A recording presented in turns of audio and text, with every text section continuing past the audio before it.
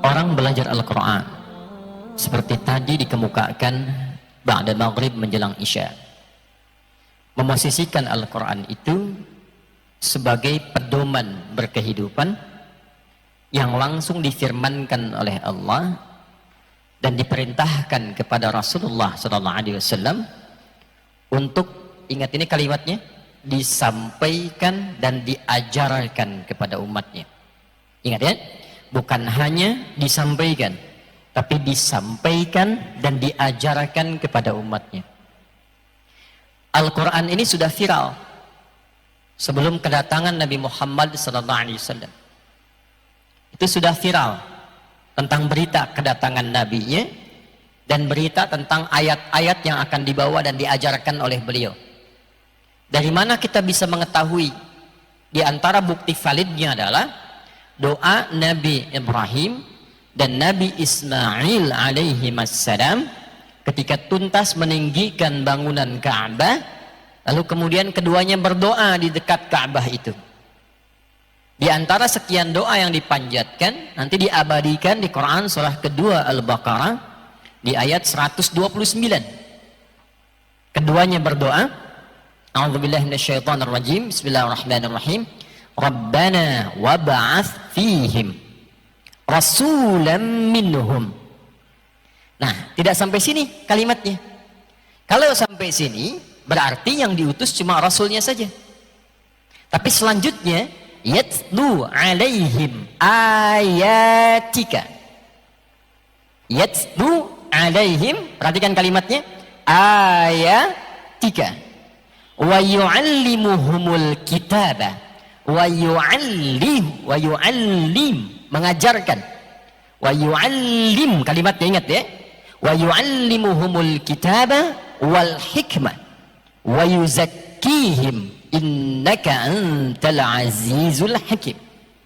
Saya tadi ulang-ulang ingin menegaskan, bukan tidak hafal, tapi ingin menegaskan kalimat yang saya garis bawahi. Perhatikan kalimatnya, Rabbana wab'ats fihim. Ya Allah, Tuhan yang merawat kami, yang menjanjikan memenuhi seluruh kebutuhan kami, yang memperhatikan kami. Karena Rabb itu punya makna rububiyah.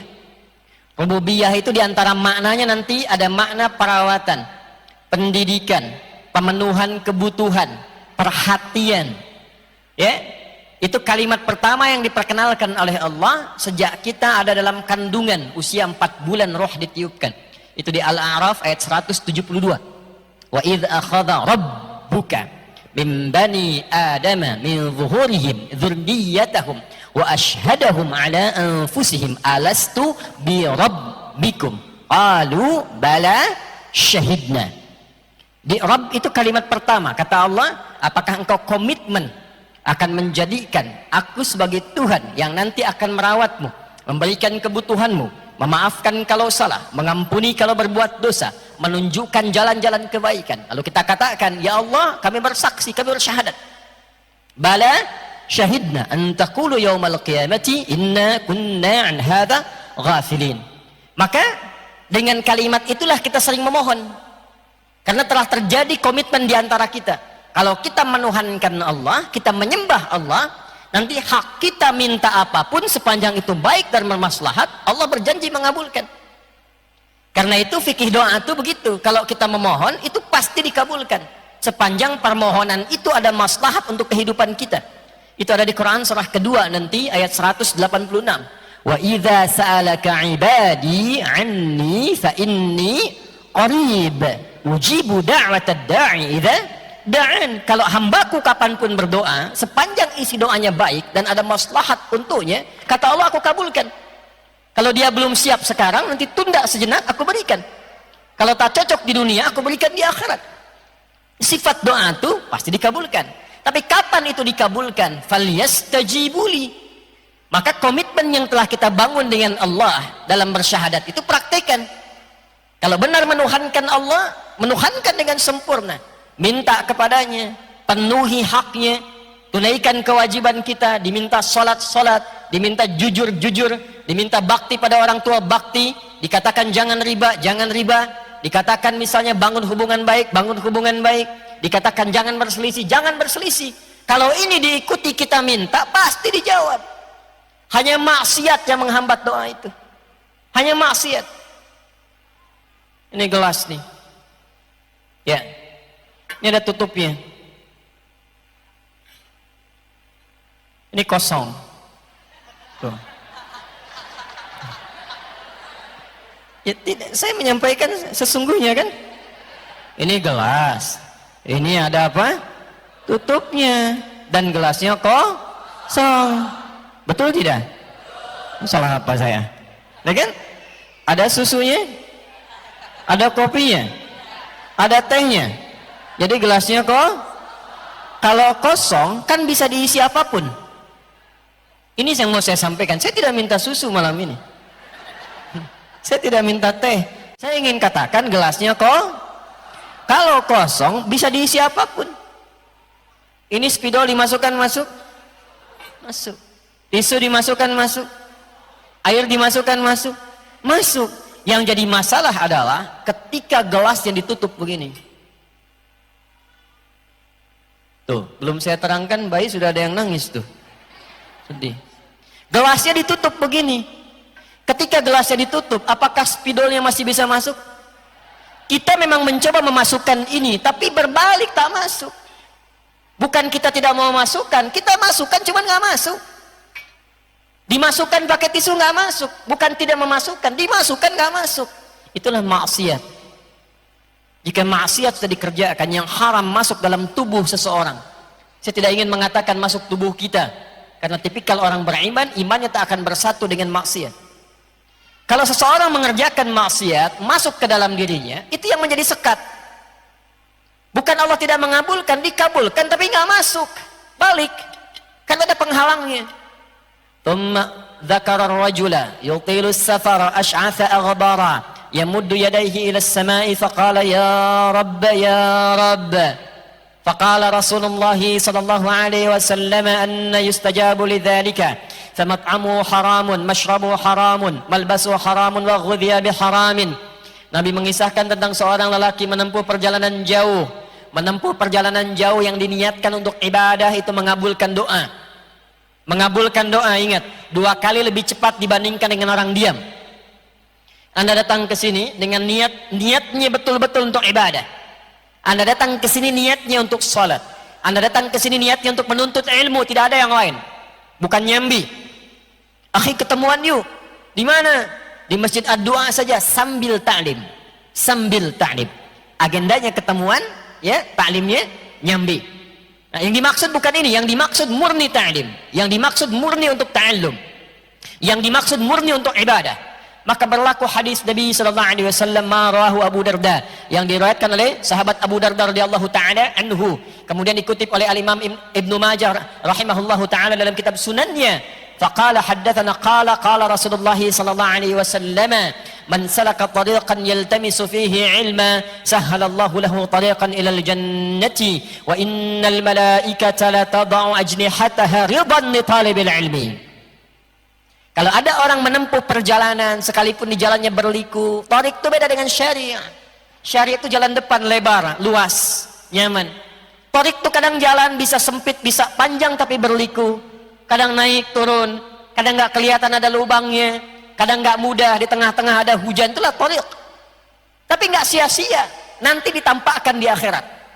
Ya, sekarang ilmu yakin, ainul yakinnya saat sakaratul maut, hakul yakinnya saat pulang kembali kepada Allah. Nanti saat sakaratul maut ditampakkan hasilnya. Pahala itu ditampakkan sebelum meninggal. Kalau ingin cepat lihat silahkan, ya. Tapi nggak mungkin kecuali mendekati ajal. Ya, mendekati ajal, maka ditampakkan itu, ada pahalanya. Ya, kata Nabi sallallahu alaihi wasallam diperintahkan malaikat catat. Setiap langkahnya, peluhnya, keringatnya dicatat untuk meringankan langkah dia ke surga. Hadisnya belum selesai. Dan setiap malaikat diperintahkan membentangkan sayapnya memberikan ridha kepada penuntut ilmu itu. Sejak dia keluar dari rumahnya, dari kantornya, dari jalannya, di antara makna ridha malaikat itu mengaminkan doa yang ia mohonkan kepada Allah. Maka di jalan isi dengan zikir, isi dengan doa. Nah, ini orang ini dikisahkan oleh Nabi sallallahu alaihi wasallam menempuh perjalanan dan itu cepat mengabulkan doa seharusnya. Yang kedua, yamuddu yadayhi ilas sama, dia mengangkat tangannya ke langit. Ya, saya share sedikit. Cara mengangkat tuh kan macam-macam ya. Ada yang begini ada. Nanti ada yang satu telunjuk yang khatib Jumat begini ada. Ya kan? Nah, kalau kita berdoa biasa, itu salah satunya bisa, karena saya pegang mic bisa. Adik bangun sebentar. Ya, pegangkan sedikit. Nah, kurang lebih seperti ini ya. Nah, kelihatan? Belum saya mulai, belum diapa-apakan. Bagaimana bisa kelihatan? Anda luar biasa, belum saya mulai udah kelihatan. Imannya kuat sekali nih. Nah, ini ya, ini tangan nih. Ya, ini depan, kanan kiri kelihatan ini. Oke? Nah, seperti ini. Ini disatukan begini. Ya, paling gampangnya begini. Ini kan ada garis-garis nih di kanan kita nih. Kiri ada garis-garis. Kalau saya kebiasaannya menyatukannya pas tuh ketemu garisnya.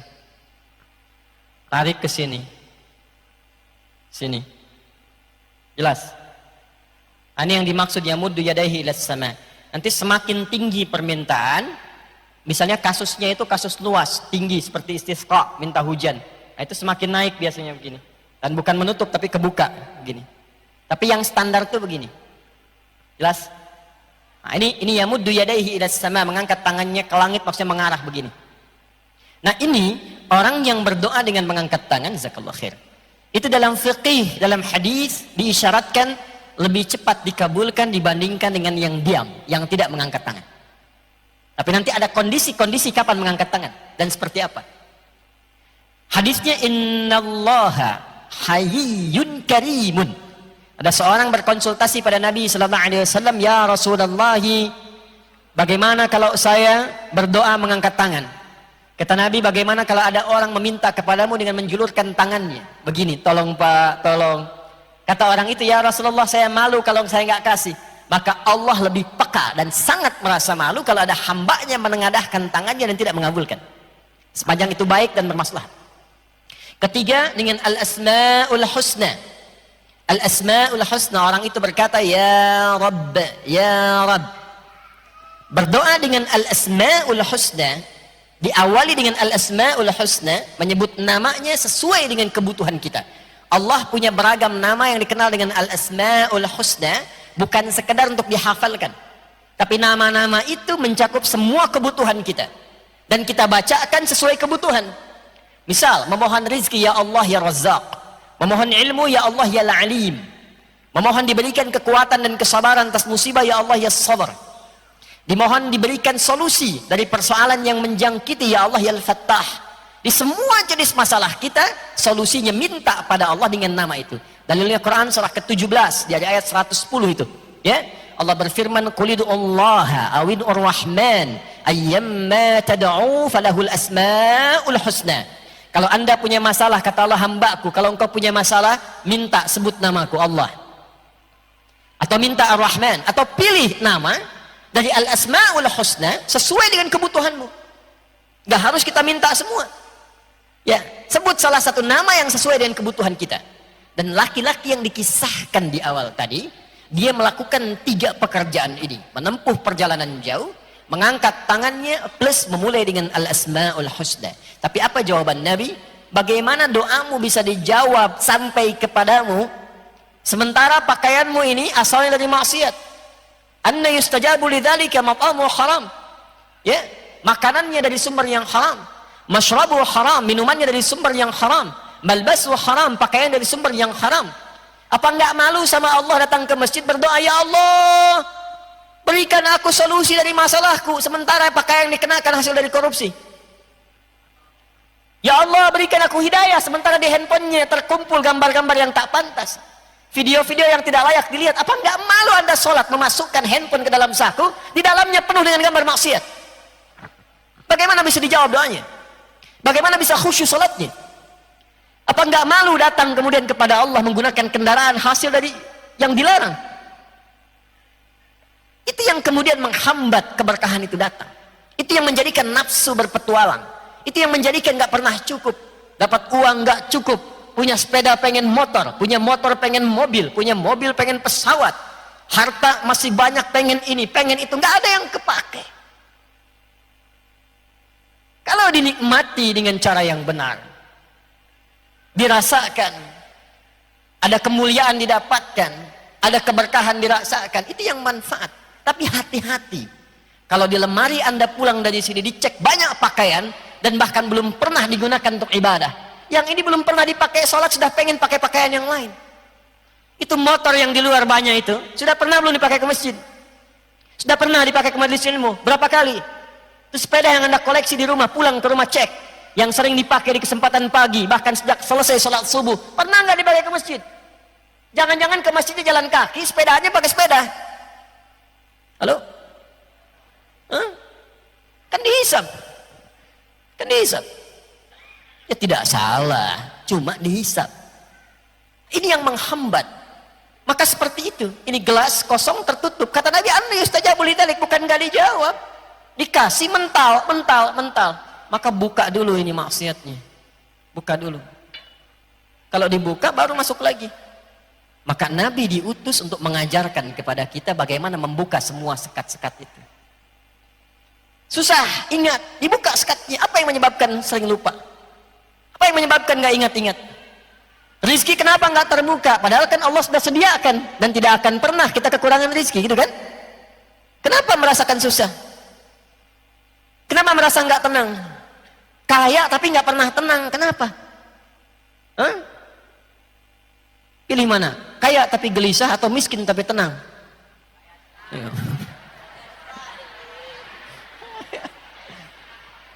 Tapi kan sekarang banyak didapati kaya tapi nggak tenang-tenang. Ya, kenapa masih bisa korupsi? Karena nggak tenang dengan apa yang didapatkan. Kenapa masih bisa menipu? Karena nggak tenang. Kenapa masih bisa berkelahi? Padahal kan orang kaya semua. Kenapa masih mencelakai? Padahal bisnis hartanya sudah banyak. Kenapa? Karena ada sesuatu yang tidak tepat dilakukan. Kita butuh Al-Quran. Kita butuh pedoman. Karena orang dulu itu kayanya luar biasa. Tapi mereka menikmati kehidupannya, dan yang paling membahagiakan adalah hidupnya terhormat, jasanya dikenang, asetnya masih ada sampai saat ini, dan jaminannya dari lisan Nabi surga.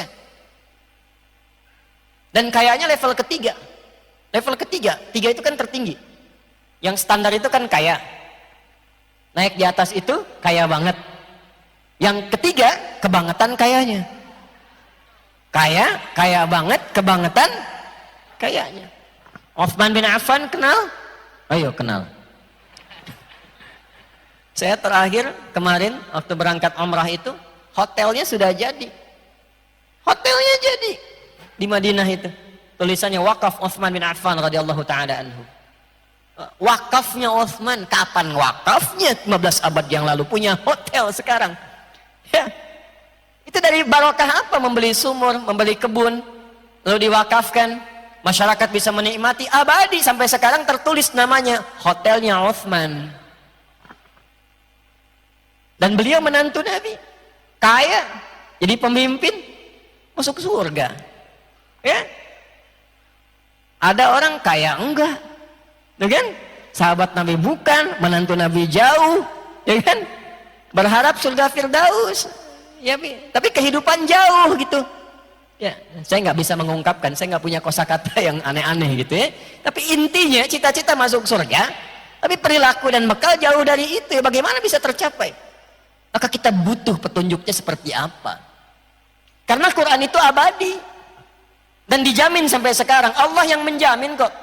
Semua petunjuknya di setiap zaman pasti dibutuhkan, dan gak akan pernah kita keluar dari semua bimbingan itu.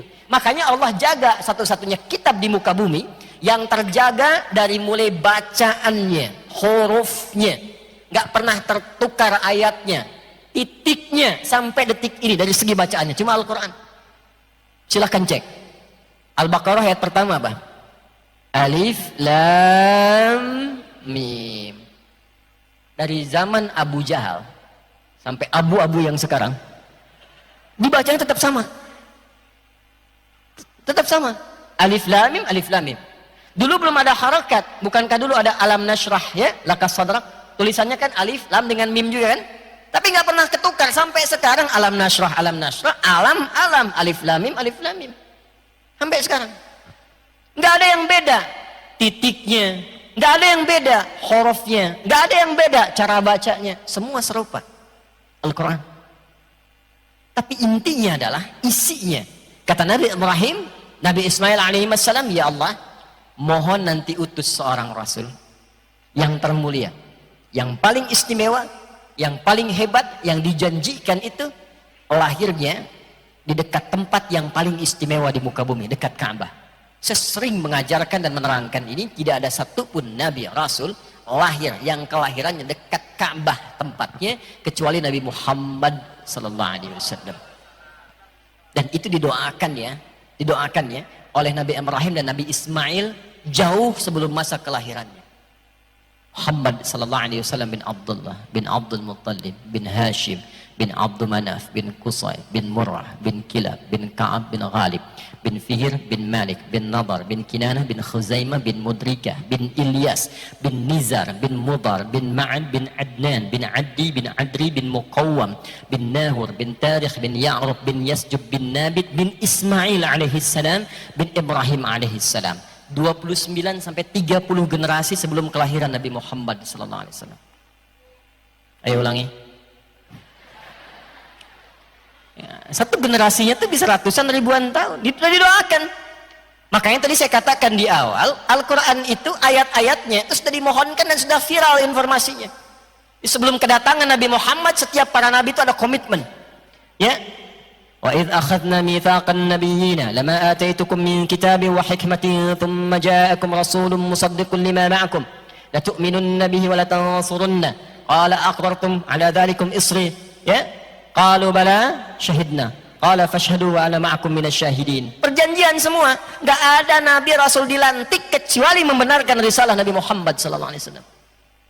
Dan apa yang dimohonkan dengan kemuliaan nabi itu, yang paling intinya adalah petunjuk yang dibawanya. Yatsdu alaihim ayatika. Bukankah isi Al-Quran semuanya kita sebut ayat? Al-Fatihah berapa ayat? 7. Al-Baqarah berapa ayat? Intinya semua isi Quran itu ayat. Sekarang persoalannya, apa artinya ayat? Ayat itu jamak dan tunggalnya disebutkan setidaknya kurang lebih 64 kali dalam Al-Quran. Ayat sering diterjemahkan dengan tanda.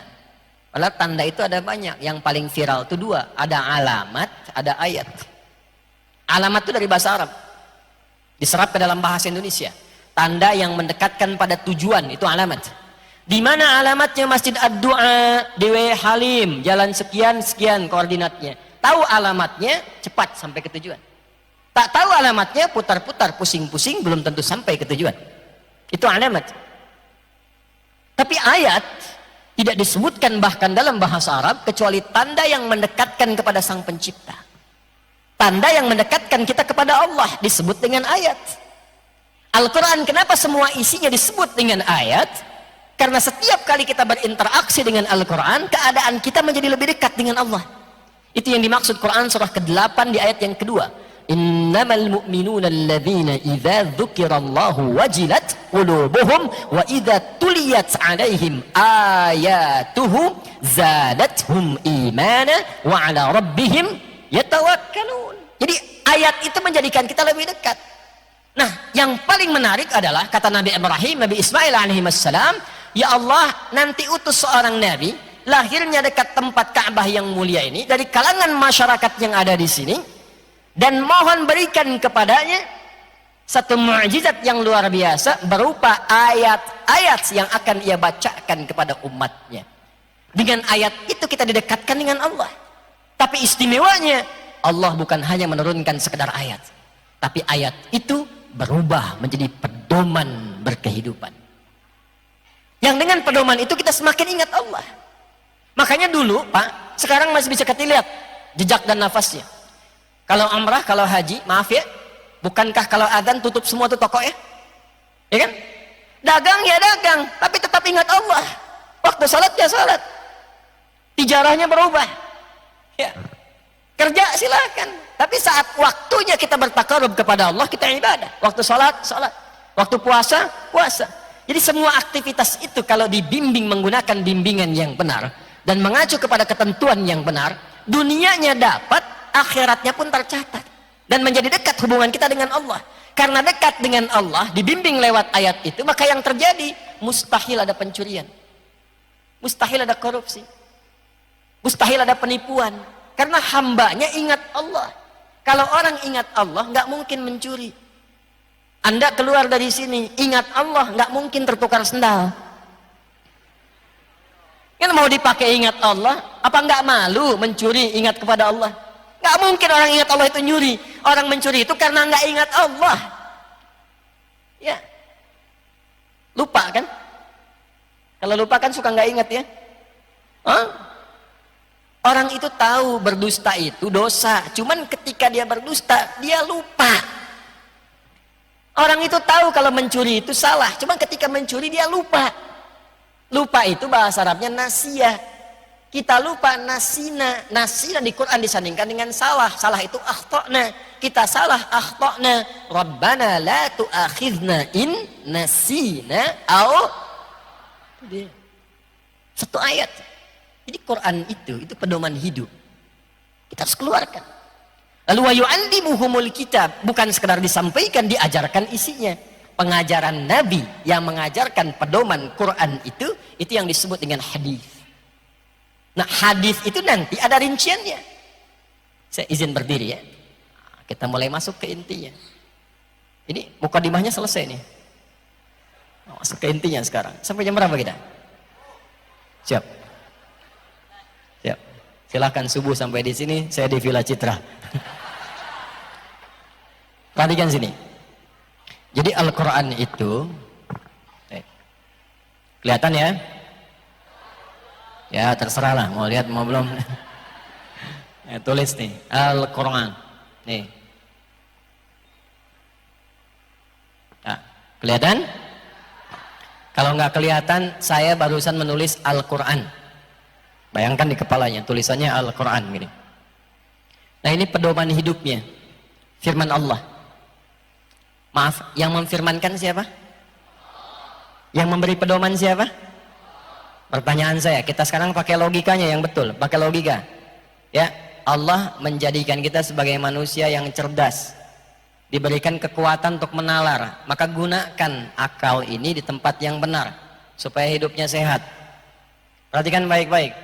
Kalau pencipta tahu nggak dengan yang dicipta? Paham tidak?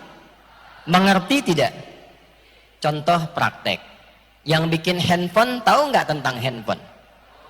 Kalau rusak kita bawa ke counter handphone atau ke dealer motor? Tempat handphone ya, karena yang tahu handphone tuh yang bikin handphone, yang tahu motor yang bikin makanya kalau motor ada kerusakan dibawa ke bengkel bukan ke kantor handphone. Salah Anda. Maaf saya ada kerusakan nih. Apa? Ini spare partnya motornya rusak, tapi dibawanya ke konter HP. Anda nggak sehat. Jelas ya? Dari sini Allah pencipta kita bukan? Saya tanya, kita manusia bukan? Coba lihat dulu masing-masing. Yakin manusia? Ini apa? Ini apa? Baik, kepala. Ini pundak, ini benar berarti. Pelan-pelan, kita manusia bukan? Tulis di sini manusia. Ini pelan-pelan kita gunakan logika kita dengan benar. Siapa pencipta kita? Yakin? Baik. Nanti bab akidah juga dirinci. Islam itu agama penuh ilmu. Kenapa Tuhannya harus Allah? Dirinci. Nanti ada dialognya, ada silogismenya, diterangkan. Ya, kenapa mesti paham dengan akalnya? Kenapa Anda pilih Allah bukan yang lain? Itu ada jawabannya termasuk di Quran. Kenapa Tuhan itu mesti satu? Ini dalam keyakinan umat Islam ya, tapi didialogkan supaya kita yakin. Ya, kenapa namanya Allah bukan yang lain? Dari mana datangnya nama Allah? Ada spesifik. Secara singkat kita yakin Tuhan kita siapa? Allah. Jadi pencipta kita siapa? Pertanyaannya, tadi kan kita di awal sudah kita komitmen tegaskan, yang mencipta pasti sangat tahu dengan yang diciptakan kan? Konsekuensi dari pernyataan ini, Allah pasti tahu tentang kita kan? Tentang hidup kita, tentang masalah kita, ya kan? Kalau sudah begitu, kenapa Kak punya masalah curhatnya kepada Allah? Kenapa curhatnya di media sosial? punya masalah rumah tangga, curhatnya bukan ke Allah, curhatnya di IG. Aku tak menyangka dia seperti itu. Nyangka tuh. Setelah sekian lama berumah tangga ditulisin, nungguin komen. Ya. Tulis dari Lampung, nungguin komen, ambil masak, dicek lagi, cek lagi. Ini apa? Gak menyelesaikan masalah. Innama ashku bathi wa khuzni ilau. Jadi yang mengetahui ini Allah. Yang tahu kita Allah. Yang tahu hidup kita Allah. Sebelum dicipta, saat beraktivitas, sampai kita wafat, sampai pulang kemana. Antum tuh di sini mau ngapain sih? Ini saya tanya nih, saya tanya. Meninggal gak? Meninggal gak? Tuh, meninggal tuh. Meninggal. Tuh, meninggal. Kita yakin kita pasti akan pulang. Pertanyaannya, setelah meninggal tuh kemana? Apa yang dilakukan? Ada apa? Terus di sini selama ini ngapain? Kalau mau meninggalkan dunia, kan mau ditinggalkan. Bekalnya apa? Masa kita mengerjakan sesuatu di tempat yang akan kita tinggalkan, tapi nggak punya bekal ke tempat yang akan kita kunjungi. Antum dari Lampung mau ke Palembang, dari sini mau ke Palembang, mungkin nggak berangkat ke Palembang tanpa bekal, mungkin nggak? Mungkin. Mungkin berkehidupan di sana kalau nggak ada bekal? Nggak mungkin. Orang kalau mau bepergian pasti nyiapkan bekalnya. Anda kan yang ada di sini nggak dari satu tempat. Dari Lampungnya mungkin beda-beda. Ada yang dari Metro, ada yang dari Damar, ada yang dari Natar, ada yang dari macam-macam. Boleh jadi juga mungkin ada yang dari luar kota datang ke sini. Nggak mungkin Anda ke sini kalau nggak ada bekal. Mustahil. Nah, kita diminta berpikir cerdas. Kita kan akan meninggalkan dunia ini. Bekal apa yang dibawa ke tempat yang akan kita kunjungi? Tapi bersyukurnya sebagai muslim, di Islam itu paling komplit. Setelah meninggal dunia dijelaskan. Cara meninggalnya dijelaskan. Pilihan mau yang menenangkan atau mau yang tegang disampaikan. Pindahnya kemana dijelaskan, tempatnya namanya kubur, sifatnya barzah. Afala ya'lamu idza bu'thira ma fil, suasananya seperti apa. Nggak ada satupun kitab suci yang merinci keterangan di setiap alam kecuali Al-Quran. Silahkan cek. Ini menunjukkan bahwa Al-Quran bukan buatan manusia. Al-Quran itu firman. Yang berfirman siapa? Allah. Kenapa difirmankan? Secara singkat adalah, ini pedoman hidup kita ada di sini. Lalu dipilih Nabi Muhammad SAW, diutus Muhammad SAW sampaikan pedoman hidup ini. Dipilihlah Nabi Rasulullah SAW, Muhammad SAW.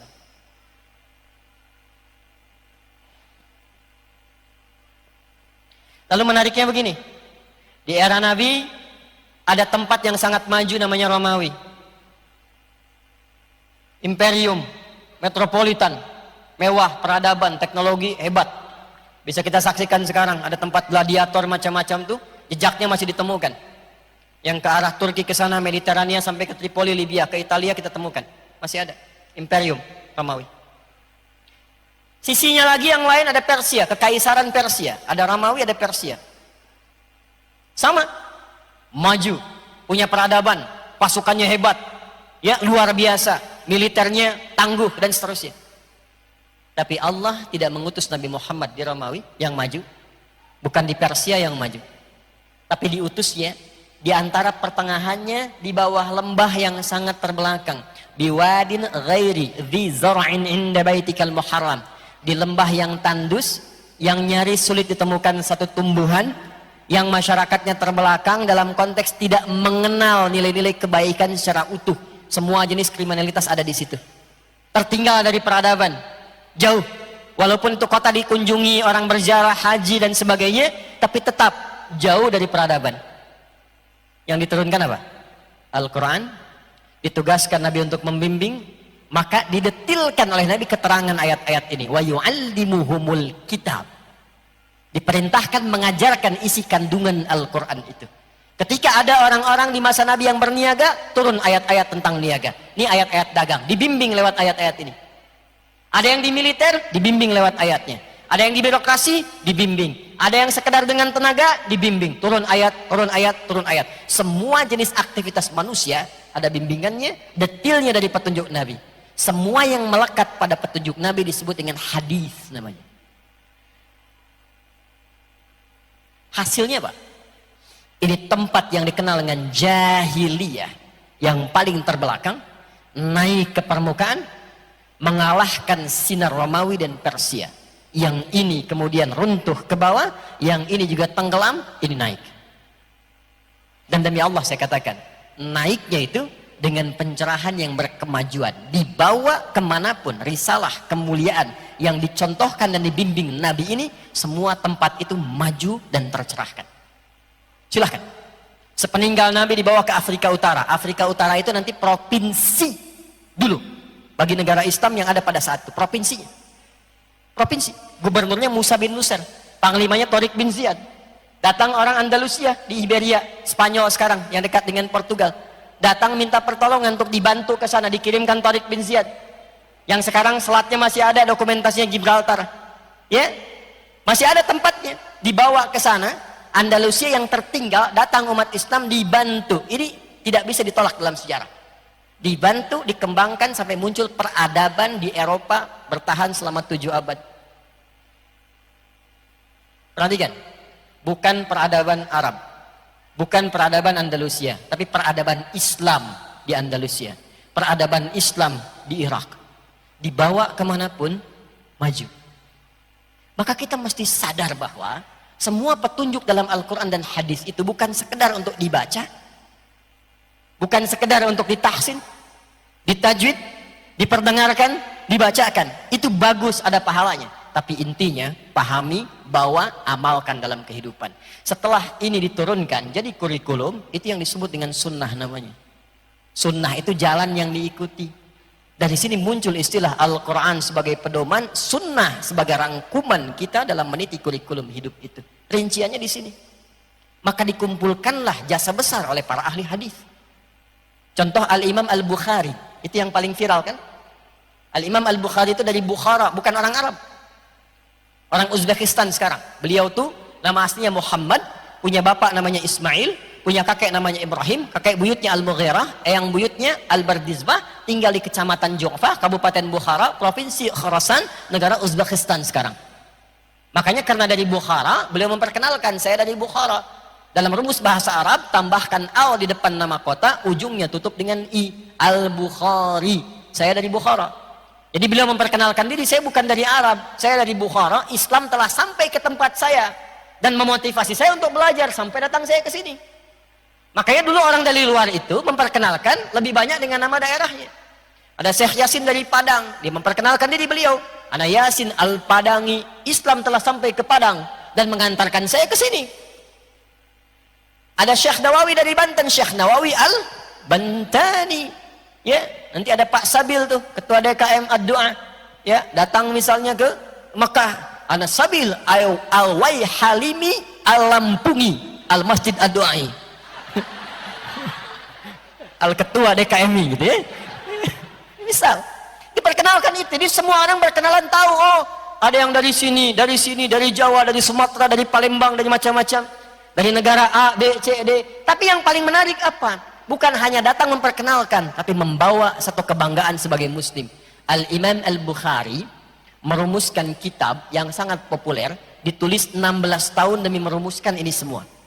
16 tahun, ditulis mulai di Mekah, berakhir di Masjid Nabi Al-Madinah Al-Munawwarah. Nama kitabnya Al-Jami As-Sahih Al-Musnad Al-Mukhtasar min umuri Rasulullah sallallahu alaihi wasallam wa sunanihi wa ayyamihi.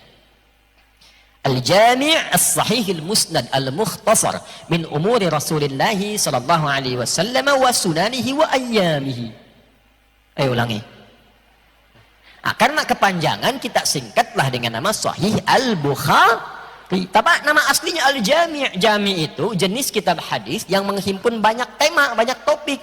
Ternyata beliau mengumpulkan ayat-ayat Quran dan hadis-hadis Nabi Muhammad sallallahu alaihi wasallam, dibuatlah kemudian diklasifikasikan jadi 97 topik. Begitu Pak cara berinteraksinya ngaji hadisnya Pak. Di situ tuh ada 97 tema. Nah, tema ini dibuat sebagai kurikulum kehidupan. 97 topik. Kata beliau, Al-Jami As-Sahih, isinya telah saya cek tersambung benar. Musnad tersambung kepada Nabi sallallahu alaihi wasallam. Al-Mukhtasar, saya nggak bertele-tele kata beliau. Yang beliau turunkan di setiap ngaji kitab itu kita temukan ayat Qur'annya apa? Ayatnya dulu. Ya, setelah itu hadisnya. Kalau diperlukan penjelasan, dijelaskan sekilas. Kitab Badul Wahyi yang pertamanya, kitab tentang turunnya wahyu. Dari mana taunya Nabi Muhammad itu seorang nabi, buktinya apa? Dibahas dulu. Itu jenius beliau. Sebelum kita membahas 96 topik yang lainnya, harus yakin dulu Nabi Muhammad itu seorang nabi. Dari mana taunya beliau nabi? Apa buktinya seorang nabi itu? Tandanya apa? Sehingga nanti tidak diklaim bahwa ini hanya rekayasa semata. Dan setiap orang bisa mengklaim dirinya nabi. Standarnya apa? Maka bagian pertama dibuat tentang kitab Badul Wahyi, tentang standar awal wahyu, untuk memberikan tanda standar kenabian. Jadi kalau ada yang ngaku-ngaku nabi di era kapanpun, sampai kekinian pun, cek dengan parameter ini. Cek ukurannya dengan ini. Kalau sesuai dengan ini, nabi. Tapi kalau nggak sesuai, nggak mungkin nabi. Dan nggak akan pernah ada yang sesuai dengan tanda-tanda ini. Karena ketika Nabi Muhammad SAW meninggal dunia, maka statusnya sudah khatamin nabiyyin, kata Nabi, la nabiyya ba'di. 2, kitabul iman. Kitab tentang iman. Pernah merasakan iman naik turun? Halo? Pernah naik turun? Baik, kalau sedang naik, semangat sholatnya ya? Semangat tahajudnya ya? Belum adzan subuh sudah bangun ya? Halo? Belum sholat subuh sudah sholat ya? Iya. Kacau itu. Iya kan? Semangat ya? Senin puasa ya? Ya, Kamis puasa kan? Semangat kan?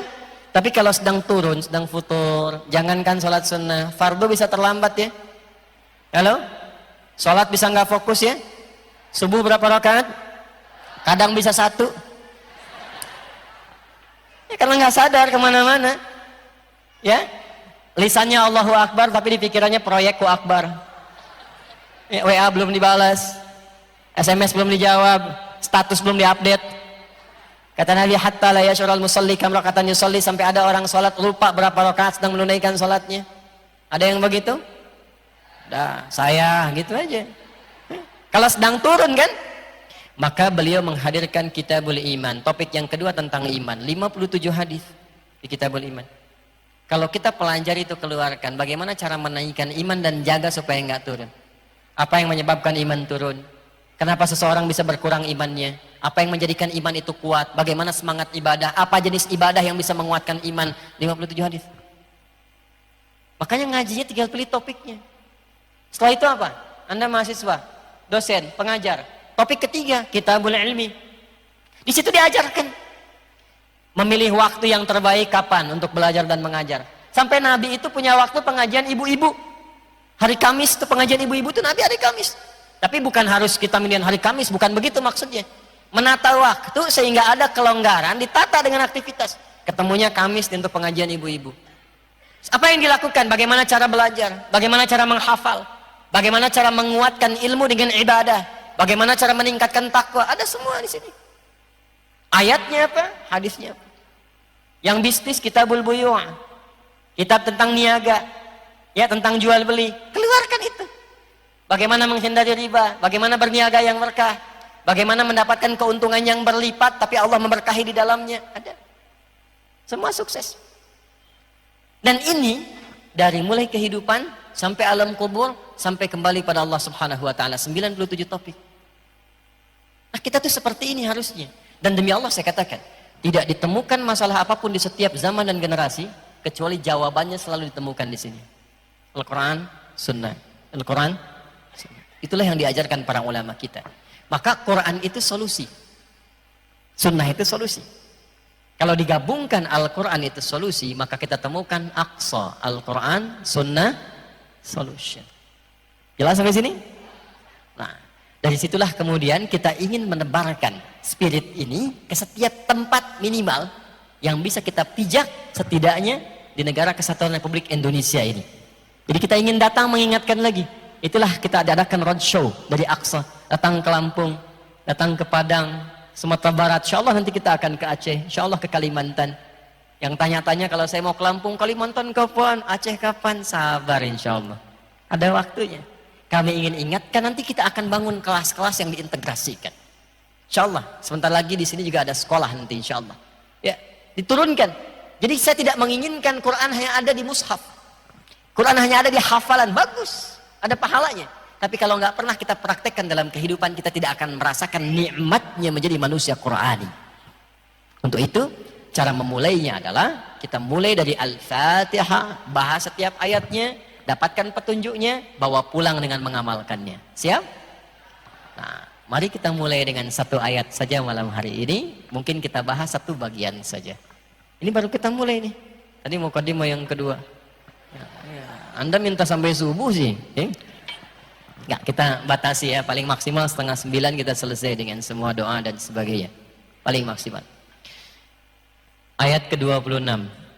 Kita sudah bahas dari Al-Fatihah sampai Al-Baqarah ayat 25 di pertemuan yang lalu dalam kajian Al-Quran Sunnah Solution. Mohon izin, kalau saya datang ke Lampung lagi di waktu malam Jumat, maka berlaku hukum kajian Aqsa. Apa itu kajian Aqsa hukumnya? Yaitu setiap yang ikut kajian ini harus membaca dan menghafalkan ayat yang akan dikaji. Jadi kalau kita bahas ayat 25, nanti masuk ke sini kita sudah hafal ayat 25 itu satu ayat saja. Satu ayat saja. Siap? Ya. Nah, kalau Anda ke Bekasi, nanti di setiap pintu itu ada musyrif penjaga.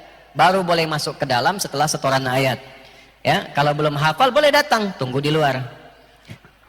Nah, itu untuk memotivasi, ya. Tapi kalau belum hafal juga boleh masuk, boleh. Disesuai dengan hafalan, kuat depan, ya. Hafalan agak belakang dikit. Untuk motivasi. Jadi kalau ditanya di yaumul hisab ada usahanya. Ada usahanya. Baik. A'udzubillahi minasyaitonirrajim. Bismillahirrahmanirrahim. Di tempat ini saya akan merangkum dulu ayat 1 sampai 25 dengan cepat. Setelah itu kita lihat diri kita posisinya ada di mana. Hadirin sekalian, dalam kita berkehidupan kita akan temukan 4 kualifikasi manusia. Ada berapa? 4 kualifikasi manusia berdasar keyakinannya pada Al-Quran sebagai petunjuk berkehidupan, plus berdasar karakter dalam menjalani kehidupan. 1, akan ada orang baik. Jadi Anda ketemu di kantor, baik. Jadi tetangga, baik. Jadi pasangan hidup, baik. Dan ini orang yang paling ideal. Jadi kalau berumah tangga berpasangan gak akan menyulitkan.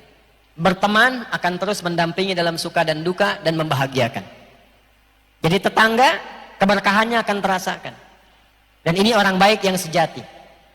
Nah, orang baik yang sejati ini oleh Allah disebut dengan kalangan takwa. Orang-orang yang bertakwa. Ini golongan pertama.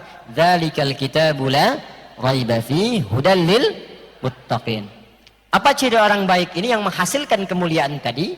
Ya, orang-orang ini standar pertamanya adalah beriman. Alladzina yu'minuna bil ghaib. Jadi kalau Anda ingin mencari pasangan, Anda ingin berteman, Anda ingin cari tetangga, cari tempat untuk tinggal, pertama kali kalau ingin keadaan hidup itu menenangkan, jauh dari persoalan-persoalan yang menggelisahkan, maka cari orang yang beriman. Jelas? Nanti ada standarnya iman juga. Karena terkualifikasi nanti. Kalau sudah menemukan orang beriman, ini beriman nih, beriman.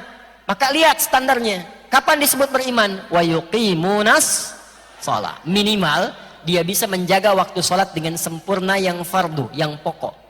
Tulis begini bentuknya. Sholat tuh ada begini, alif, lam, shad, lam, alif, ta begini. Ada alif, lam, shad, lam, waw, kemudian alif, ta maftuhah begini.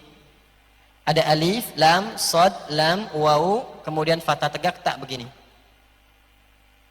Kalau yang ini sekali sholat. Kadang-kadang alifnya diganti dengan waw, tapi bentuknya begini sholat. Kalau yang begini, alif, lam, shad, lam, waw, alif, ta, yang nggak melihat di papan tulis bisa dituliskan keterangan Al-Baqarah ayat 238. Quran surah kedua ayat 238, paling kanan sebelah atas di mushaf. Hafidhu 'alas sholawati. Bentuknya begini. Dan yang dimaksud sholat fardu 5 waktu sholat. Ya. Rumusnya 24 4 3 4. 2 subuh, 4 zuhur, 4 asar, 3 maghrib, 4 isya. Ini sholat fardu. Kalau begini, alif, lam, shad, lam, waw, fathah tegak, ta begini. Ini artinya Semua jenis sholat yang mampu dikerjakan. Yang pokok, yang fardunya 5. Di luar yang ini pun masih bisa dilakukan. Tahajud, duha, sholat mutlak, rawatib, itu maksudnya. Kalau Anda ingin menemukan teman sejati, teman yang baik, kata Al-Quran, pilih orang beriman yang dia menunaikan sholat dengan baik, bukan sekedar menjaga fardunya, tapi juga menjaga sholat-sholat sunnah yang menyertainya. Kalau yang fardu kan standar. Tapi kalau Anda sudah menemukan orang rajin sholat duha, rajin tahajud, rajin rawatibnya, itu bisa dipastikan tanda pertama kebaikan melekat pada dirinya. Dari pasangan, ada wajah-wajah yang kelihatan belum menikah, ya, insya Allah ya, insya Allah ketemu jodohnya, dimudahkan, ya minimal sebelum kiamat 2 hari lah, ya. Ya kan? Jadi statusnya saat meninggal sudah pernah menikah, sebelum kiamat kurang 2 hari, sehari lagi kan persiapan buat tobat ya. Itu kalau tahu, kalau enggak ya kita beramal sepenuhnya. Jelas? Baik. Kenapa nyambung ke situ itu? Sholat, maka cari yang sholat. Tetangga, cari tempat yang di situ semarak sholatnya, dekat ke masjid, ya. Teman, cari pekerjaan yang tidak meninggalkan sholat. Anda tuh aneh kadang-kadang. Anda kan pekerjaan mencari rizki, terus Anda yakin rizki itu dari Allah, tapi Anda cari pekerjaan yang menjauhkan Anda dari Allah, ya nggak nyambung, Joni. Itu gimana sih? Anda bekerja mencari rizki, rizki itu sumbernya dari Allah, gitu kan? Terus Anda cari pekerjaan yang tidak menyambungkan Anda dengan Allah, ya gimana dapat rahmat Allah? Itu yang menyebabkan kadang nggak berkah. Itu yang menyebabkan capek pekerjaannya, berangkat gelap, pulang gelap, ya. Bulan belum habis sudah habis gitu kan. Kerja lagi, ada yang banyak. Belum dimulai pekerjaan sudah ada omset. Tapi membuat diri dia tersiksa, tidur susah. Ya, kerja lagi, diskusi lagi, rapat lagi, yang sudah ada nggak ternikmati.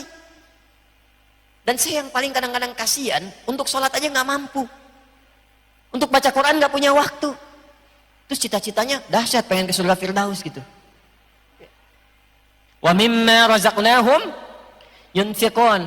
Ketiga, senang berbagi. Ya, dapat menyertai dalam suka dan duka. Jadi, orang beriman menjaga sholat, senang berbagi. Dia tidak punya pun saat itu dia referensikan. Jadi kalau orang kita punya teman yang mengerti tentang kita, membersamai dalam suka dan duka, mau berbagi dalam kebaikan, itu kata Allah pasti orang baik itu. Orang baik. Ya. Kemudian walladzina yu'minuna bima unzila Al-Quran, Al-Quran. Yang keempat itu Al-Quran. Ini tingkat yang paling tinggi. Kalau sudah ditemukan ahli Quran yang benar-benar ahli Quran, itu bahagia, Pak. Demi Allah saya katakan bahagia. Bapak Ibu ya, lihat anak Anda yang kecil mengulang-ulang Al-Quran 3 tahun, 4 tahun, baru hafal ad-duha, tapi Anda pulang kerja dan melihat anak itu sedang mengulang ad-duha, hilang semua penat Anda di kantor dan di jalan. Demi Allah saya katakan, demi Allah. Anda pulang itu, anak-anak 3 tahun, ya kan? Terus Anda pulang, assalamualaikum. Anda lihat anak Anda sedang menghadap kiblat, wadduha, wallaili idza saja. Anda bisa terdiam di belakangnya sampai selesai begini. Lalu Anda peluk, angkat anak itu, dan Anda hilang penat perasaan yang kadang-kadang rapat, kadang-kadang gelisah, kadang-kadang ada pertikaian dan sebagainya. Hilang semua dengan Al-Quran. Apalagi ketika anak Anda usia 10 tahun menelpon dari kejauhan di pesantren mengatakan, Abi, Umi, alhamdulillah, Nanda telah selesai 30 juz. Demi Allah saya katakan, apapun yang pernah Anda raih, miliaran, ratusan, triliunan yang pernah Anda dapatkan dalam proyek dunia, tidak akan pernah mampu menyaingi kebahagiaan yang Anda dapatkan ketika mendengar selesai khatam Al-Quran. Saya sudah bertemu beragam pejabat yang tinggi, hartanya banyak dan sebagainya. Tapi mereka, ada di antaranya yang bahkan mengatakan, Ustaz, kalau diperkenankan saya ingin tukar hafalan Qurannya dengan semua yang saya punya. Saya nggak pengen ini semua, yang penting saya pengen ada hafalan Qurannya.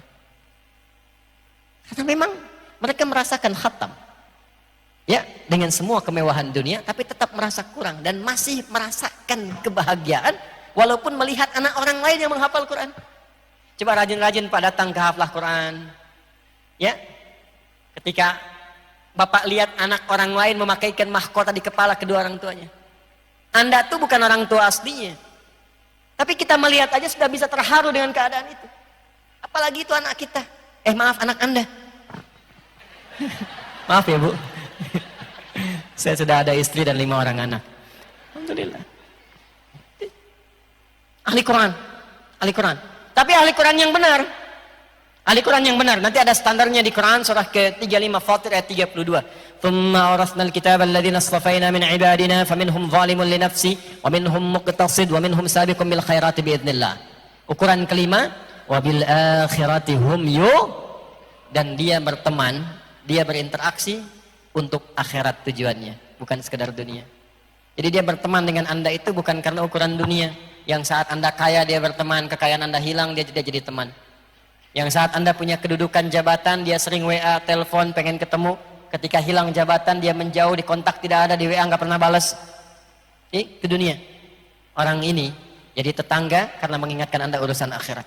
Jadi teman di kantor mengingatkan Anda, akhi, jangan itu, jangan lakukan. Bagaimana kalau dihisab? Bagaimana meninggal saat dalam keadaan disogok? Bagaimana meninggal kalau sedang melakukan korupsi dan sebagainya? Mengingatkan tentang akhirat. Itulah ulaika ada hudamir wa ulaika humul. Maka dalam berinteraksi kehidupan temukan orang baik ini apapun profesi kita. Itu satu. Yang kedua ada orang ingkar. Ingkar dengan Quran dan ingkar dengan petunjuk-petunjuk Allah. Ayat 6 sampai 7. Ini terbagi dua. Innal ladzina kafaru sawa'un 'alaihim a'anzartahum am lam tunzirhum la khatamallahu 'ala absarihim wa lahum 'adzabun 'adzim. Ada dua jenis. Yang satu ingkar dan memilih untuk tidak beriman, sehingga menutup semua bagian tubuhnya, telinganya, matanya, pikirannya untuk menerima pintu-pintu hidayah. Tapi indahnya Islam tidak memaksa. Hanya tipikalnya, kalaupun diingatkan, diberitahu, tetap menolak. Kedua. Yang ketiga, sama juga ayatnya. Dan Anda kalau mau rinci silahkan lihat di kajian sebelumnya. Ya, sudah banyak kami hadirkan Aqsa dalam YouTube. Yang ketiga itu, mengaku muslim, mengaku beriman, tapi perilakunya seperti orang yang belum beriman.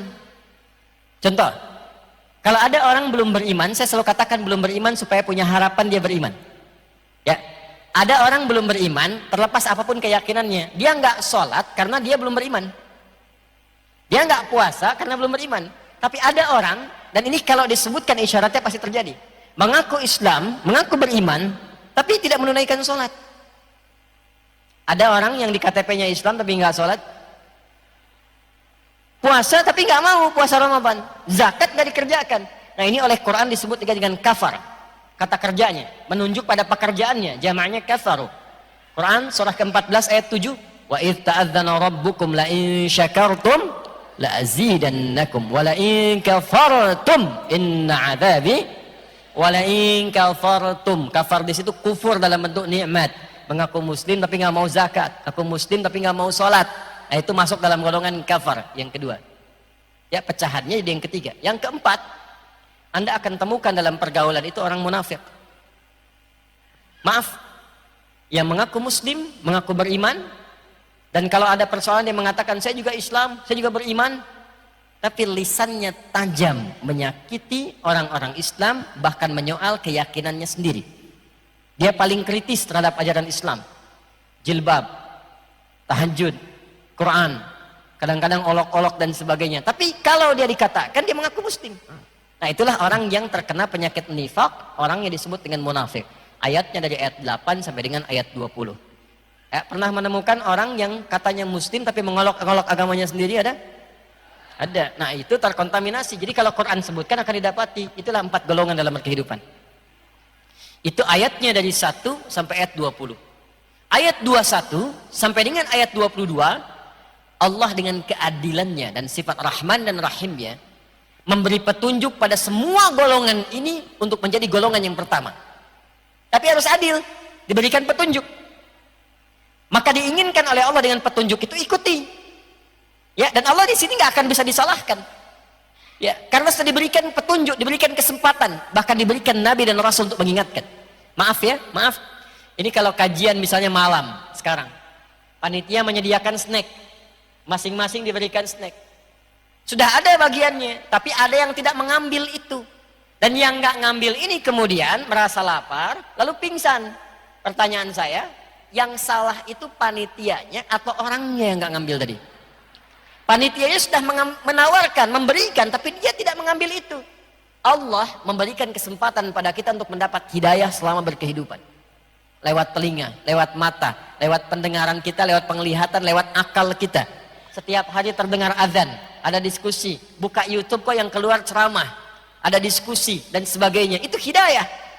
Karena itu hidayah sifatnya diberikan tanpa batas. Cuma manusianya mau ambil atau tidak. Itu yang dimaksud Quran surah ke-29 ayat yang terakhir. Walladzina jahadu fina lanahdiyannahum subulana. Kalau Anda mau cari, mau dapatkan itu, mau ambil itu, pasti Anda dapat hidayah Allah. Maaf, kalau telepon di sini berbunyi, terus sinyalnya nggak ada tuh. Suaranya ada nggak? Nggak ketemu kan? Tapi kan orang yang terima telepon tuh keluar cari sinyal kan? Halo? Cari sinyal kan? Kalau sedang telepon, sinyalnya hilang-hilang, Anda cari sinyal kan? Kalau sinyalnya dapat, maka kuat lagi kan? Itulah hidayah. Allah tebarkan sinyalnya dalam setiap keadaan. Cuman Anda mau ngambil nggak sinyalnya itu? Kok bisa sih lewat di jalan pulang kerja, kok kelihatannya masjid orang ke masjid orang sholat? Kenapa harus lewat situ? Kan bisa Anda lewat tempat lain. Kenapa harus lewat situ? Itulah hidayah. Tapi Anda mampir nggak? Sholat nggak? Anda lihat mau tayangan YouTube, bahkan ada yang mau lihat maksiat. Tapi yang kebuka malah ta'lim. Terus diingatkan, jangan berbuat maksiat, cepatlah tobat. Kok bisa keluar itu? Ada seorang anak, ini rahasia ya di antara kita aja ya. Tapi ini kisah nyata, Mungkin juga nonton nggak apa-apa, saya juga pernah kisahkan. Anak baik, anak saleh, cerdas. IQ-nya bagus, punya keterbatasan. Karena pengen kuliah, nggak punya biaya, keterbatasan tinggi, akhirnya ketegangan memuncak dan sebagainya, memutuskan untuk mengakhiri hidup, membunuh diri. Tapi unik juga, supaya dosanya nggak terlampau banyak, tahajud dulu, tobat. Begitu tali dipasang, tahajud dulu, ngantuk ketiduran. Perhatikanlah bagaimana Allah memberikan hidayah. Ketiduran. Ini kisah nyata, anaknya langsung datang kepada kami. Mimpilah ketemu dengan Rasulullah SAW. Ini kisah nyata, saya tidak mengarang. Pergi ke si fulan katanya, itu aja perintahnya. Datangi si fulan. Datanglah anak itu. Datang ke tempat kami, Bekasi, persis di kajian malam Jumat begini. Ceritakan seperti tadi. Saya diminta menjumpai Ustaz. Saya bilang, apa pesannya dari Rasulullah SAW? Ya, pesannya temui Ustaz aja. Kau mau apa? Saya mau kuliah, mau sekolah. Gak ada yang lain? Enggak, cuma kuliah aja. Gak ada pesan yang lain? Tidak. Ya sudah. Mau di mana? Di kampus. Udah, kamu kuliah. Siapkan semuanya sampai kuliah, sampai S2. Demi Allah, selama kuliah nggak pernah minta apapun, nggak uang saku, nggak ini, cuma pengen biaya kuliah aja. Anda tahu yang terjadi? IPK-nya sempurna, summa cum laude 4. Dan risetnya itu sangat luar biasa tentang ketahanan pangan dan diminati sampai dari profesor dari Jepang. Ya, modalnya apa? Nih, taqarrub ilallah. Walaupun ikhtiarnya nggak harus ditempuh, ditiru maksudnya, ya. Pengen bunuh diri tahajud dulu gitu kan. Karena beda asbabnya. Yang mau saya katakan, hidayah itu pasti Allah berikan, cuman mau diambil apa enggak gitu. Ini udah sampai di sini, udah duduk, ustadznya pun ada hidayat gitu kan, sebagainya, masih belum mau berubah juga, dengan cara apa lagi diberikan petunjuk? Ya, dengan cara apa lagi? Nah, ini poinnya. Jadi, ketika kita keluarkan itu semua, kata Allah, ya ayyuhan nasu, ayat 21. Ya ayyuhan nasu, hai semua manusia tanpa kecuali, yang 4 golongan itu. Wa'budu rabbakumul ladzi khalaqakum walladzina min qablikum la'allakum. Cara menerjemahkan ayatnya, baca dari belakang terjemahannya. Aku ingin kalian semua menjadi hamba yang takwa. Tapi dengan keadilan, hukum adil mesti berlaku. Aku berikan jalan nih. Caranya bagaimana? Sembah aku, kata Allah. Ibadah. Di antara ibadah itu, ini menggunakan pedomannya. Makanya di sini ada ketentuan sholat, tuh aqimus sholat. Caranya diajarkan oleh Nabi, begini caranya. Di sini ada ayat zakat, caranya diajarkan Nabi. Di sini ada cara untuk menikah, ayatnya, caranya diajarkan Nabi. Semua itulah ibadah. Hidup kita itu untuk ibadah, dari bangun tidur sampai tidur lagi. Ibadah itu bukan cuma sholat. Ibadah itu bukan cuma puasa. Kita itu makannya ibadah. Ya, berpakaian ibadah, minum ibadah. Makanya bangun tidur aja udah ibadah. Untuk menjadikan kegiatan itu ibadah ada pedomannya. Pedomannya dari Al-Quran, rinciannya dari sunnah. Makanya di antara sunnah itu mengajarkan doa. Dan hanya dalam Islam semua kegiatannya ada doanya. Silahkan cek, bangun tidur ada doanya tidak? Antara bangun dengan tidur, kita mau tidur dengan bangun dari tidur, sama nggak doanya? Beda. Bangun tidur itu bukan cuma doanya, caranya diajarin. Coba buka Sunan Abu Daud. Ini coba sih bacaannya diperbaiki ya. Coba satu-satu sehari ngaji satu hadis. Pulsa akhiratnya ditambah, jangan cuma dunianya aja. Bacaannya diganti. Generasi milenial tuh ganti. Bacaannya ganti. Yang keren tuh ngaji kitab hadis, sirah yang dulu. Itu yang keren karena pasti. Anda kok baca yang fiksi-fiksi? Ngapain baca yang fiktif yang nggak ada sama sekali? Anak-anak tuh lihat bacaannya tuh.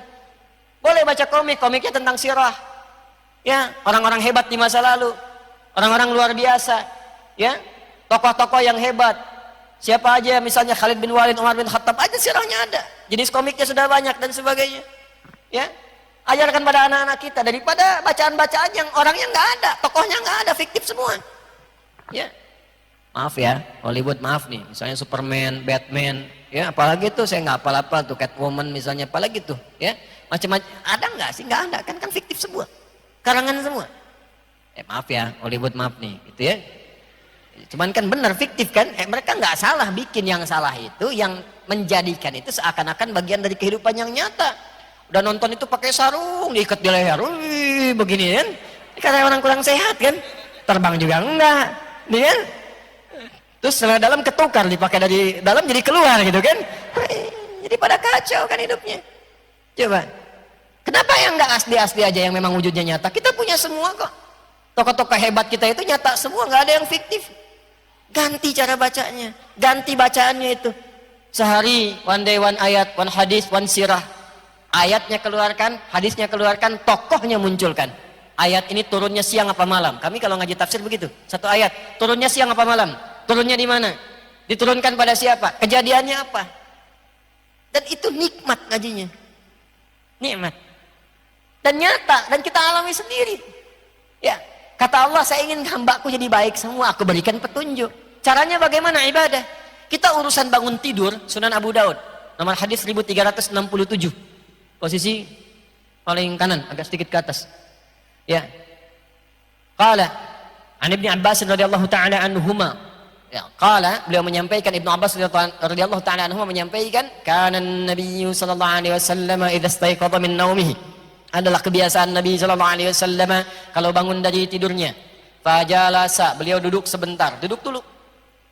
Diatur Pak, duduk dulu. Jadi bangun tidur itu nggak langsung doa. Ya, bangun tidur, ku terus duduk dulu. Ini diajarin tuh, kan liriknya salah. Bangun tidur, ku duduk dulu. Bukan terus mandi, masa bangun tidur langsung mandi? Ke kamar mandinya kapan? Bangun tidur langsung mandi. Bangun tidur, ku duduk dulu. Membersihkan, bukan bekas ngantukku, bukan tempat tidurku. Ya, bisa bangun tidur langsung bersihkan rapi? Tidak, Anda masih ngantuk. Ya, apa tuh bahasa Rusianya? Nundutan. Ya, nundutan. Ya, apa nundutan? Masih ngantuk. Ya, orang baru bangun kan belum sadar sepenuhnya. Ya, masa langsung baca doa? Jam 3 tuh. Tapi begitu sadar kan bisa jam 5. Begini-begini aja tuh. Pengalaman kan? Ya. Bangun tidur, kok hadis tuh begitu, duduk dulu. Ajarin liriknya sama anak-anak kita. Bangun tidur, ku duduk dulu, duduk dulu. Ya, membersihkan bekas ngantukku. Famasaha biyadihi min athari naumi. Itu hadis. Bisa bikin lirik. Ajarin di TK-TK anak TPG kita. Dari lirik hadis itu. Bangun tidur duduk dulu, kemudian membersihkan dengan telapak tangan atau bagian tangan, bukan telapak, membersihkan dengan bagian tangannya yang bersih. Ya, bekas ngantuknya. Kenapa yang menyebutkan bagian tangan yang bersih? Karena nanti ada hadis lain. Kalau engkau bangun dari tidur, cuci tanganmu karena engkau tak tahu kemana tangan itu berkelana saat dia tidur.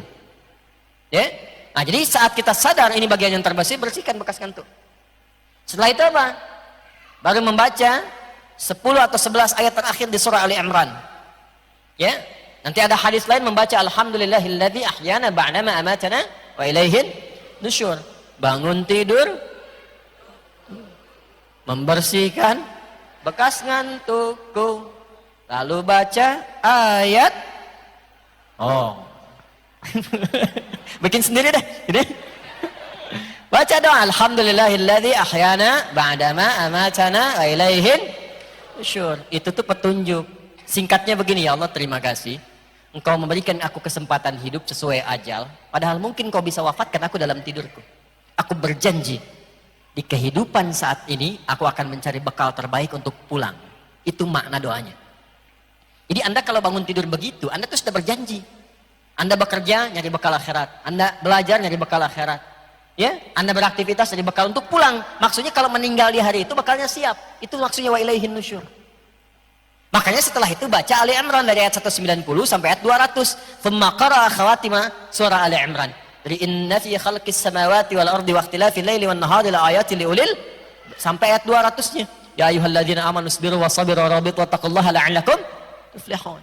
Sampai situ. Itu kalau dipahami ayatnya, demi Allah saya katakan, kaji ayat ini Anda akan menjadi orang pintar atau orang paling paham tentang substansi kehidupan. Jadi tempatkan dimanapun Anda ngerti. Tugaskan ini, sukses. Jadi diplomat, sukses. Di kantor, sukses. Kerja ini, sukses. Maaf, saya sudah lebih dari 5 menit dari yang ditetapkan tadi. Masih boleh sedikit aja? Boleh ya? Itu baru satu hadis tuh. Bangun tidurku, membersihkan, lalu doa, lalu doa pada Tuhanku, baca surat, baca surat tunjuk hidupku, baca surat petunjuk itu ajarkan anak-anak kita tuh. Di suratnya apa? Ya, 10-11 ayat. Setelah itu summa dhahaba ila syinin mu'allaqah. Udah sadar, udah punya misi, visi, baru pergi berwudu. Yang mandi-mandi. Baru setelah itu sholat. Ya setelah selesai semua baru membersihkan tempat tidurku rapi. Berangkat ke masjid, tempat tidur udah rapi, udah baik, udah semuanya sholat. Berangkat beraktivitas. Kalau semua ini baru dikerjakan, baru satu ayat, satu hadis tentang bangun aja, pasti berkualitas tidur dan bangunnya. Diamalkan nggak? Diamalkan nggak? Iya, kan yang diamalkan baru seperempatnya kan? Seperempatnya baru doanya kan? Alhamdulillahilladzi ahyana ba'da mamatana wa ilaihin nusyur. Dah. Duduknya bagaimana? Sadar tidak? Doanya diresapi tidak? Setelah itu yang dibacakan dipahami tidak? Satu, itulah Al-Quran Sunnah Solution. Kata Allah, saya ingin semua hambaku bertakwa, tapi aku harus adil, aku beri jalan. Caranya ibadah. Jadikan semua kegiatan kita itu niatkan untuk ibadah. Nanti lihat pedomannya, lihat bimbingannya di sini. Kalau itu bisa dikerjakan, kata Allah, hey, alladzi ja'ala lakumul arda firasau was samaa binaa wa anzala minas samaa'i maa'an fa akhraja bihi minats thamarati rizqan fala taj'alu lillahi andada wa antum ta'lamun. Perhatikan baik-baik. Kata Allah, aku buat pedoman ini. Aku utus Muhammad sallallahu alaihi wasallam sebagai rasul mengajarkan ini karena aku tahu tentang hidupmu. Aku ingin kau bahagia. Aku ingin kau sukses. Jangankan engkau, aku yang mencipta langit dan bumi. Aku yang menciptamu, bahkan orang sebelummu. Alladzi khalaqakum walladzina min qablikum. Aku yang mencipta engkau, tuh yang tadi saya gambarkan. Bahkan aku mencipta orang sebelummu. Aku kisahkan tentang mereka, mana yang sukses, mana yang berpaling, mana yang durjana, mana yang nestapa. Aku jadikan ibrah untuk kalian. Aku yang ciptakan langit tanpa tiang. Aku yang hamparkan bumi supaya bisa dinikmati. Aku yang mengatur cuaca dan hujan.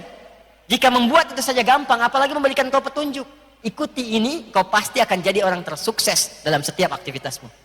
Hanya sayang, kadang masih ada yang meragukan dengan petunjuk ini sampai menantang. Masa sih Itu kan cuma rekayasa Nabi Muhammad saja. Itu buatan Nabi Muhammad saja. Itu produk budaya. Ada statement itu? Maka kalau masih ada yang begitu, Al-Quran logis menantang, turun ayat 23 sampai 24. Wa in kuntum fi raibim mimma nazzalna ala abdina fa'tu bi suratin min wad'u syuhada'akum min dunillahi in kuntum shadiqin. Fa in lam taf'alu wa lan taf'alu fattaqun nar allati waquduha an-nas wal u'iddat lil. Kalau masih ada yang meragukan, sudah dijelaskan oleh Allah, diterangkan oleh Nabi, masih ada yang meragukan, bahkan menuduh, kata Allah, jangan sampai engkau pertahankan itu, engkau bawa wafat. Kalau engkau meninggal dengan keadaan demikian, maka engkau bukan hanya masuk ke dalam ancaman neraka, tapi akan menjadi bara yang terdalam di dalam neraka itu.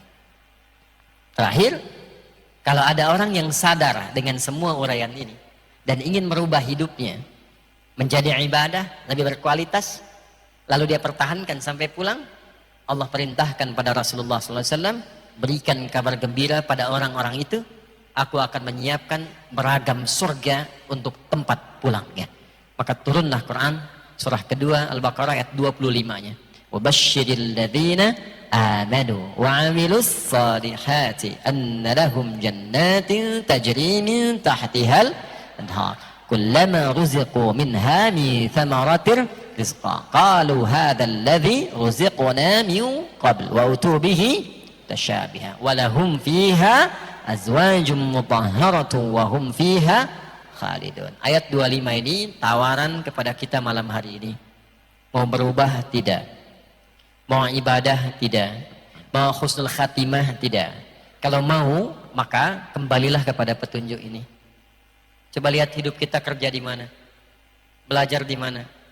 Jangan-jangan selama ini hanya ingin mengejar ijazah, kadang-kadang bolos, masuk kelas titip absen. Itu bukan tipikal orang beriman. Kata Al-Quran, kalau orang beriman itu belajar yang betul, yang serius, pahami, catat. Kalau sudah pintar, amalkan, bangun negeri. Dari kampung mana ke metro, pulang ke metro, bangun metro. Dari Natar pulang ke Natar, bangun Natar. Amalkan tuh, jadi insinyur, praktekan. Jadi pakar di bidang apa, pulang ke kampungnya, bangun negeri, supaya negeri ini makmur. Kalau ditanya, kenapa Anda pulang? Karena Quran mengamanahkan saya untuk mengabdi kepada bangsa dan negara. Makanya orang beriman tuh gak mungkin tidak bermanfaat untuk negerinya. Pasti ada manfaatnya, pasti jadi orang baik, jadi apapun dia. Itulah legasi kita tertinggi. Itulah yang diajarkan oleh Quran. Jadi apapun, jadi orang baik, bermaslahat, bermanfaat untuk negeri tempat kita berpijak. Anda di kecamatan mana, desa mana, kalau Anda seorang muslim, di tempat itu berikan manfaat, berikan yang terbaik, dan jadikan itu sebagai niat ibadah kita kepada Allah Subhanahu wa taala. Siap? Ya.